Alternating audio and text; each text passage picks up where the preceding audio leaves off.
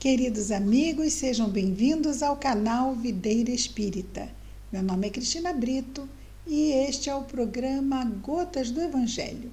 Aqui diariamente vemos mensagens do Espírito Emmanuel, recebidas pela mediunidade de Chico Xavier e reunidas no livro Pão Nosso, publicado pela Federação Espírita Brasileira. Hoje nós vamos ver a mensagem 37, que tem o título de Seria Inútil. Seria inútil.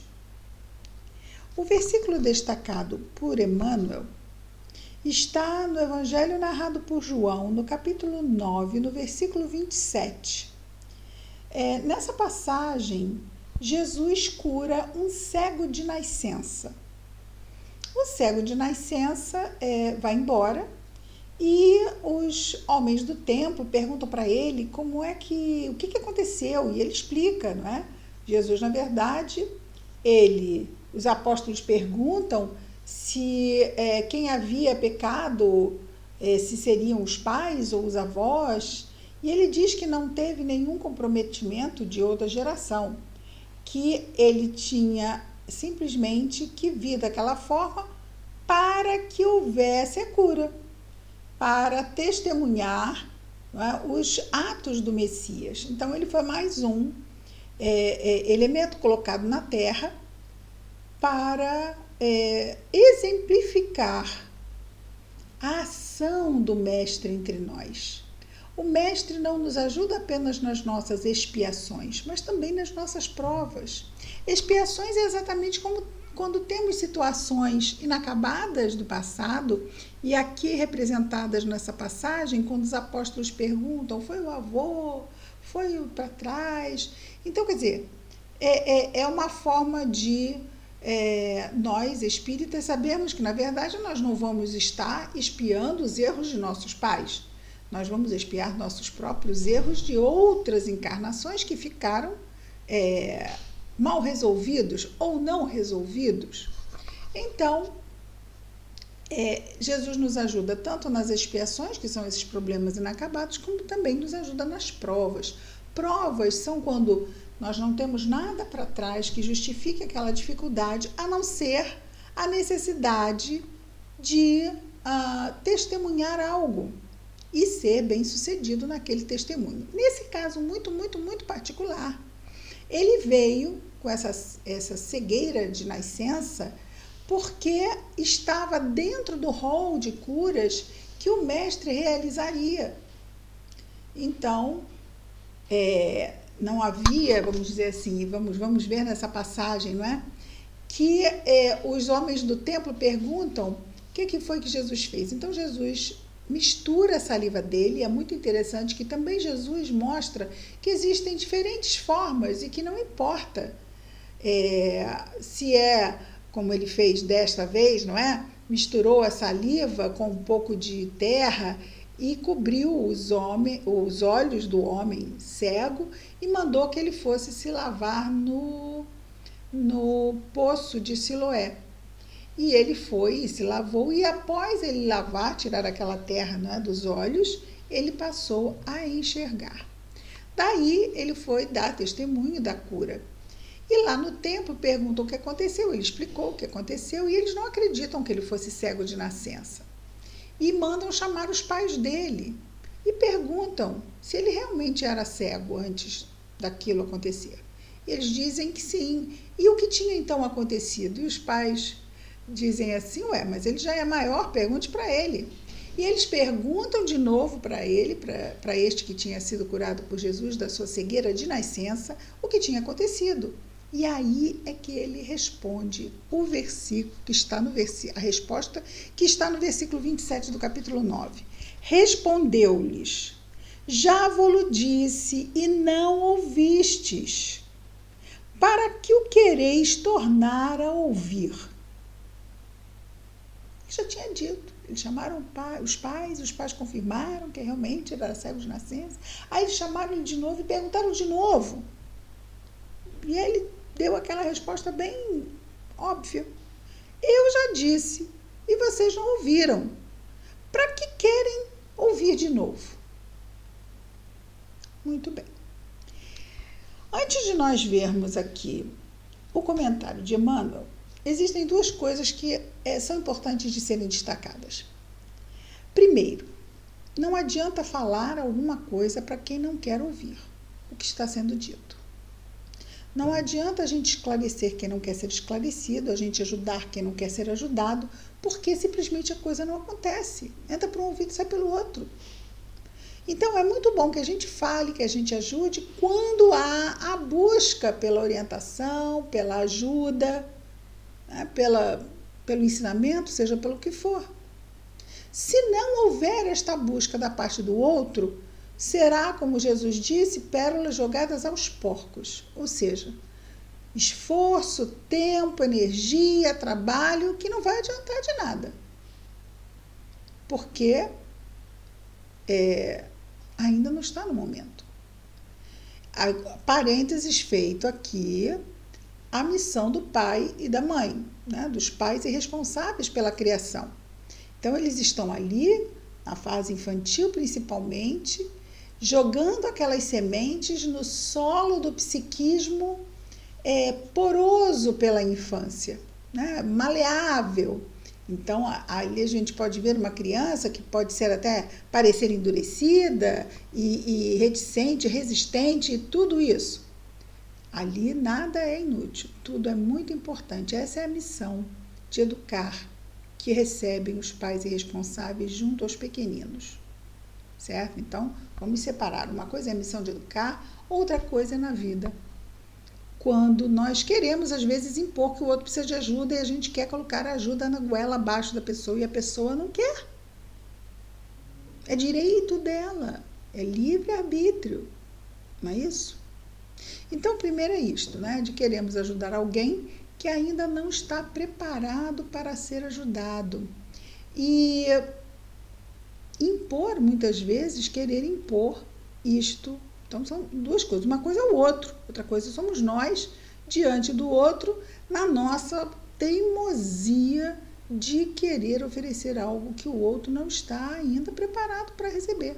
Quando ele estiver, ele mesmo vai buscar. Então, a gente ficar ali repetindo, não vai dar em nada. Então, uma coisa é o outro não está preparado e outra coisa somos nós, que muitas vezes queremos insistir mesmo quando a gente vê que o outro não está preparado. Então, precisamos ter atenção a essas situações, não é? Muito bem.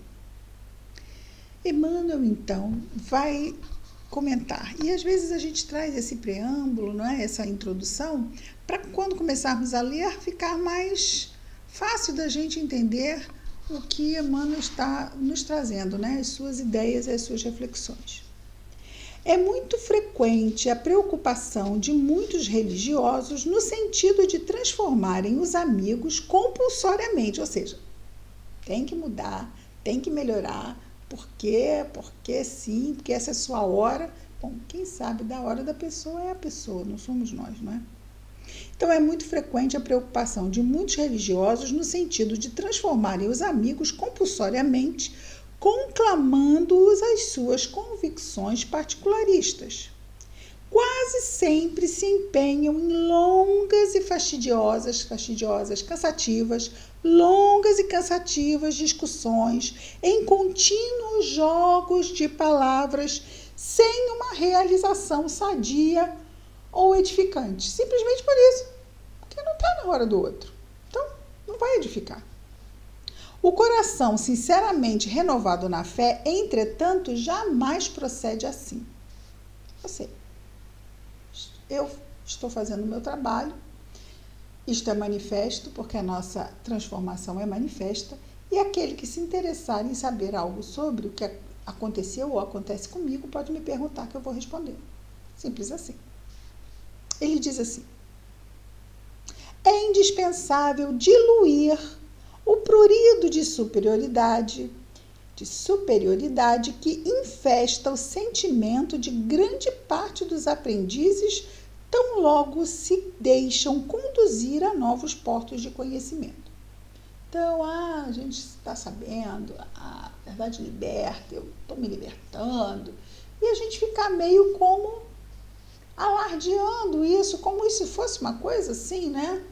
Para ser, vamos dizer assim, mostrar muitas vezes na nossa imaturidade.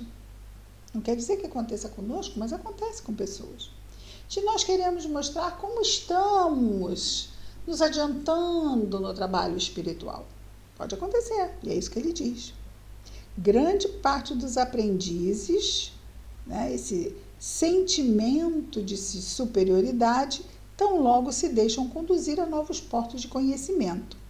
Nas revelações gradativas da sabedoria. O que ele quer dizer com isso?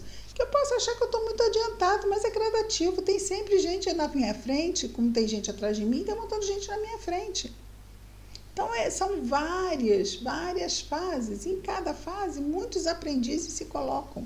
E sempre haverá gente atrás de nós e gente na nossa frente. E ele diz, porque os discutidores de más inclinações se incumbem de interceptar-lhes a marcha.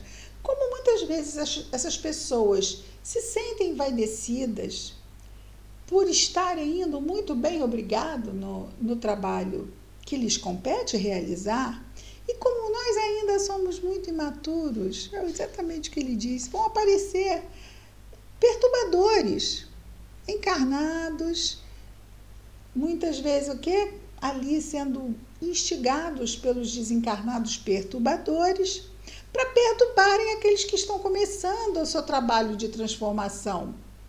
E que às vezes, né, alardeiam, chama mais atenção de encarnados, porque os desencarnados já estão de olho, né? Mas aí os encarnados ficam mais disponíveis para agir como instrumento. Claro, esses perturbadores que eles dizem assim, discutidores de más inclinações se incumbem de interceptar-lhes a marcha.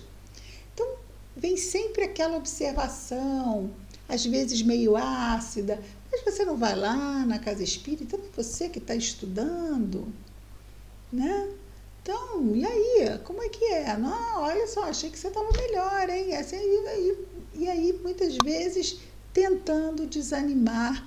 Isso pode não ser, e eu acredito mesmo, né? Não vamos levar na maldade, não em relação aos encarnados, que muitas vezes falam porque tem boca, aquela história. Falou porque tem boca, passou na cabeça, falou.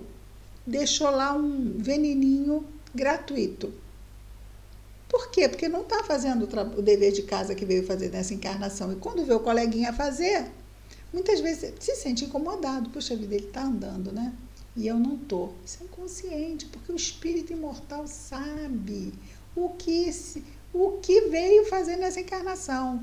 A personalidade esquece, não é? Porque é importante que a gente esqueça, porque a gente lembra da coisa boa, mas também lembra da coisa ruim, e isso também não edifica, né? Então, a gente tem que ter o cuidado de vamos fazer, vamos mudar. A gente não tem que ficar falando nada sobre isso, não. Certo? A não ser que seja uma conversa edificante, onde o outro nos pergunte, e a gente dê um testemunho, dizendo como foi a nossa história. E aí vai casa. Eu precisava ouvir isso. É muito interessante, né? Puxa, agora eu estou passando por isso também, que você passou. E é isso, faz parte. Aí tem os seus porquês. Tudo é o bom senso. Não é bom senso a gente estar melhorando, ou seja, promovendo o bem na nossa vida e ficarmos aí falando sobre isso. Até porque o bem não deve ser alardeado, não deixa a vossa mão direita saber o que faz a esquerda. Lembramos disso? Verdadeira caridade é aquela que é desinteressada, mesmo aquela que fazemos para conosco mesmo, nos tornando melhores. Isso é uma enorme caridade para nós mesmos, não é? Nosso Emmanuel continua. A resposta do cego de nascença, aí ele volta ao versículo. Aos judeus argutos e inquiridores é padrão ativo para os discípulos sinceros.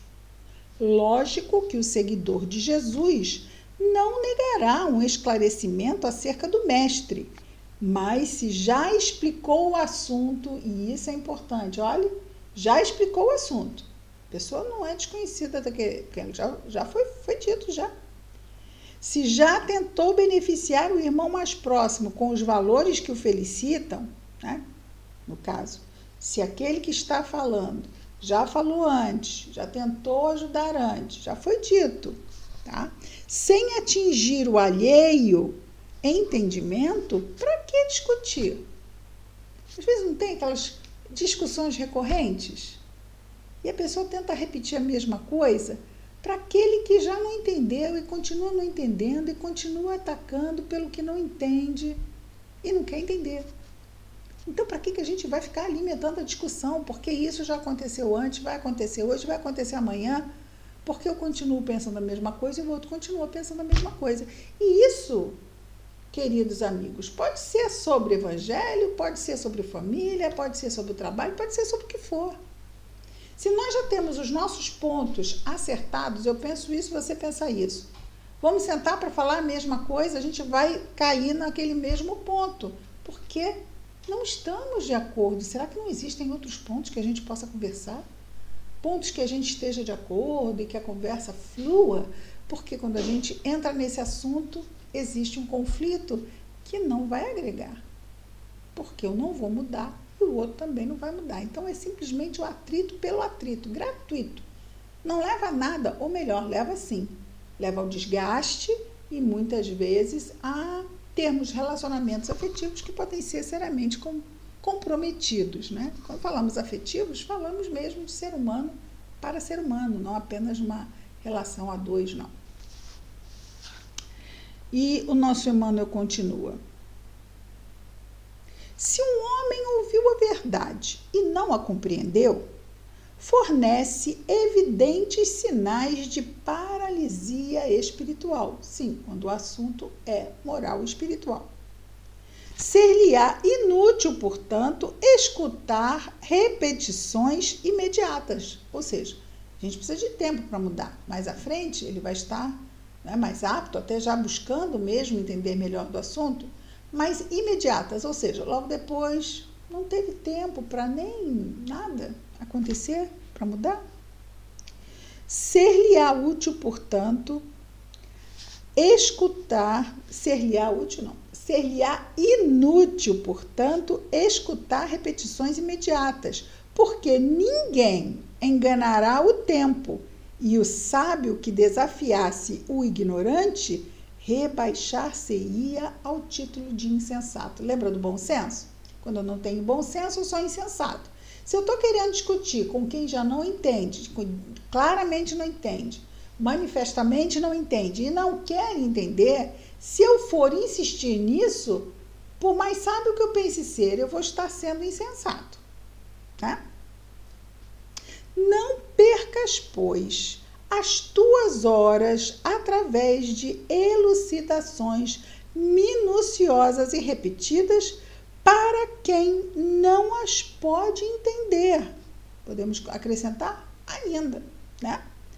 Antes que lhe sobrevenham no caminho o sol e a chuva, o fogo e a água da experiência. Tem que se dar tempo ao tempo. Às vezes nós temos, não é, pais e filhos, né? E os filhos não entendem, repetidamente. O que o pai ou a mãe diz? Ah, meu filho, olha, quando você crescer e tiver seus filhos, a gente volta a conversar. Por quê? Porque essas são experiências que mudam a nossa visão sobre as coisas, não é?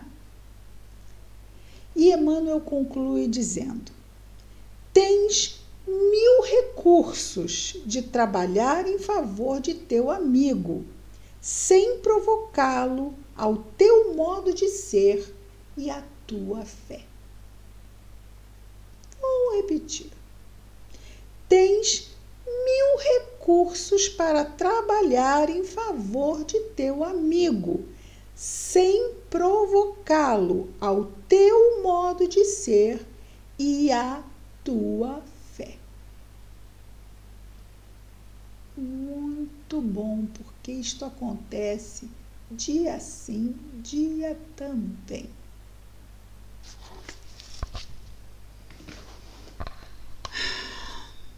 Muito bom. Vamos orar?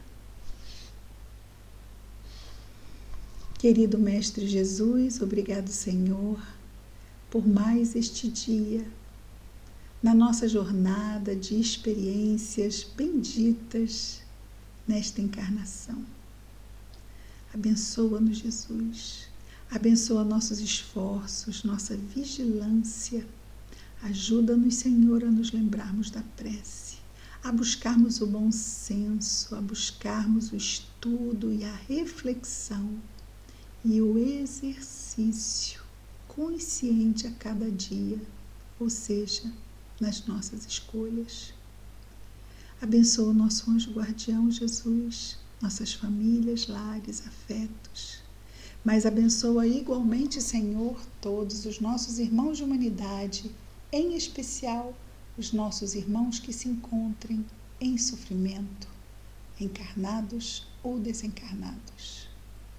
Abençoa-os, Senhor. Que as tuas bênçãos estejam em nós e entre nós, hoje e sempre.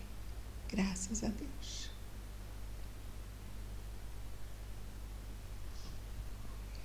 É isso, queridos amigos.